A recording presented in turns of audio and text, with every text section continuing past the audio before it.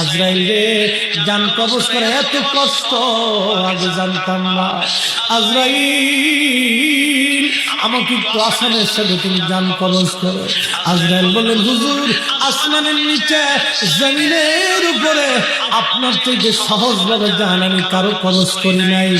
আল্লাহ আমার উপরে কড়া নির্দেশ, আমার হাবিবের জান কবজ হলে সবচেয়ে বড় আসানে। হুজুর, আমি যদি আপনাকে আসানে জান কবজ না করি, নবী গো, আল্লাহর লানতে আমি ধ্বংস হয়ে যাব। ইয়া নবী আল্লাহ, আমি সেই ভয়ে আপনাকে আসানের সাথে জান কবজ করতেছি। হুজুর গো, আপনি নবীর আগে এবং পরে এত আসানে করে জান কবজ হয় না, হবে না। আল্লাহর নবী ডেকে বলে, আজরাইল, জান কবজ এত কঠিন, এত কঠিন, আমার কাছে কষ্ট হয়। একটা অনুরোধ তোমার কাছে করে দেয় আজরাইল, আমার উম্মতের জান কবজটা তুমি সহজে কইরো। আমার উম্মত গুনাহগার, আমার উম্মত পাপী, আমার উম্মত গুনাহগার, আমার উম্মতের জান তো তুমি আসমানের সাথে কইরো।